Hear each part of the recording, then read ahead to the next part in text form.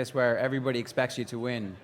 I don't know, is it something that are you just very good at kind of making sure that you don't know that everybody expects you to win, or does that matter? Does it add extra pressure that there's a weight of expectation? Well, you're going to know, you know what I mean? If people are, like my next opponent, people are writing this guy off, you know, he's a tough English man. A lot of people are writing him off already, you know, so I don't really play into that, you know what I mean? You just, again, focus on your training, focus on what you've been doing in the gym or on the pitch, so to speak, you know what I mean? So just don't believe your own hype, you know what I mean? Go out, keep calm, and the performance will come, you know what I mean? You've obviously got a special relationship with your coach. Yeah. Like he's considered to be the guru of the sport in Ireland, really. Yeah. Can you tell us a bit about him? Yeah, man, I've been with John since day one, you know, with my coach, and he's a genius when it comes to this thing, when it comes to unarmed combat, you know. You wouldn't know looking at him, he's a small guy, you know what I mean, but he'd tie you up in a ball, and he knows the human frame like no other, you know what I mean, so. But again, he builds my confidence up and makes me feel like I'm better than, makes you feel like you're better than you are, you know, and without me actually knowing, you know, that he's actually trying to do that. Do you know what I'm trying to say? Like, not too forward, like, but building up your confidence on a subliminal level nearly, you know what I mean? Yeah. That's what a good coach can do, and that's what a good... Talent does not exist. We are all equals as human beings. You could be anyone. If you put in the time, you will reach the top, and that's that. So, I am not talented, I am obsessed.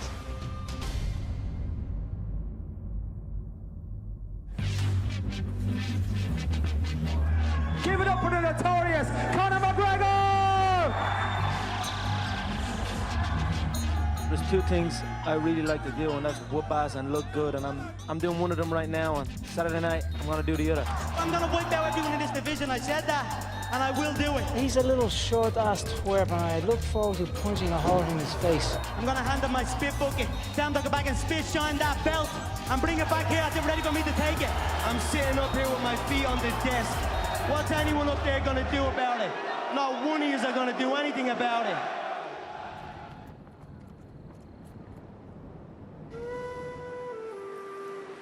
Conor was born in Dublin City in one of the national maternity hospitals here, 12th of July 1988. Midwife turned to my wife and said, this guy is going to be a boxer, because he came out of the womb with his fists clenched. So he was destined to be a fighter, I think. I had many fights growing up, as most young boys do from where I'm from and around this area. Get into fights. I won some and I lost some. When he went boxing, I remember he turned to us and says, "Why didn't you put me in boxing earlier?" He knew that was for him. Conor first stepped into my gym when he was about 16. Conor did stand out early on, and in that he could hit hard, and he also had let's call it a gregarious personality.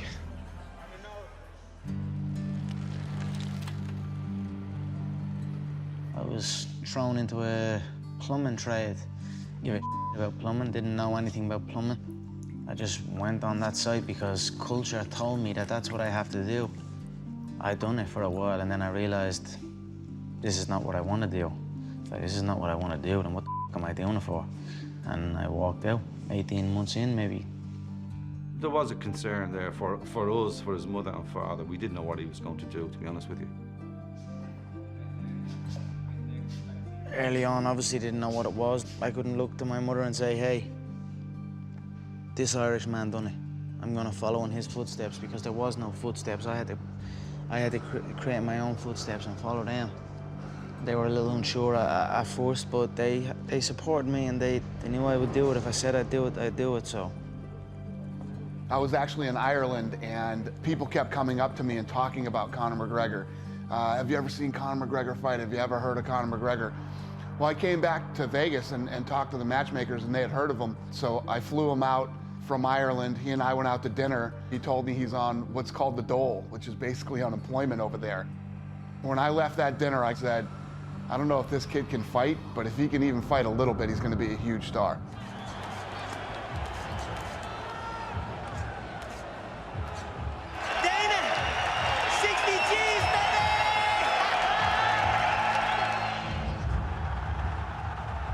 There's only 9,000 people that can get into that arena in Dublin, and it sounds like there's 90,000. It was a phenomenal night for the sport in our country, and it sent it into the stratosphere over here. We're not here just to take part, we're here to take over. He wasn't in the UFC to make up numbers. He wasn't there to be a token Irish guy. He was there to take over, and that's what happened over the last 12, 24 months. The numbers don't lie.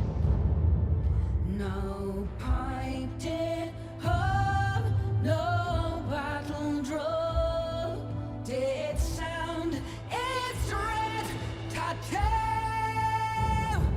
but the Angelus bells or the Livy swells rang out in the foggy dew.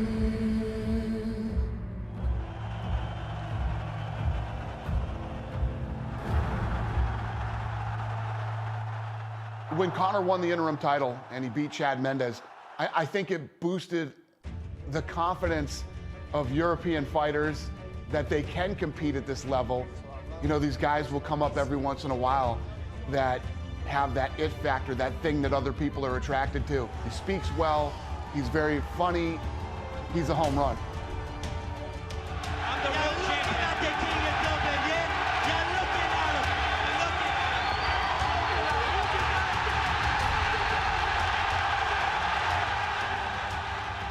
This next fight is done and dusted. It's over. It's been over since January of this year. Aldo is a busted flush at this moment, okay? He's finished. After the Dennis Siver fight in Boston, remember when Conor jumped the ring and he was in Aldo's face?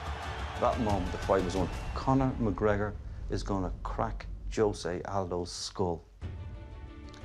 I'm not happy to say that, but I think Jose Aldo would want to have a good craniologist on standby. Look into my eyes, little man. Little Brazilian. Ooh, vamos here. If he shows up, he will be agitated, he will be over-emotional. If I half faint, he will overreact. He will drain himself from this. He will panic. He will overload on the right hand. I will slip the right hand and bang the left hook. That will be the beginning of the end. McGregor, how long is it going to take you to rip his head off? It will be done in one.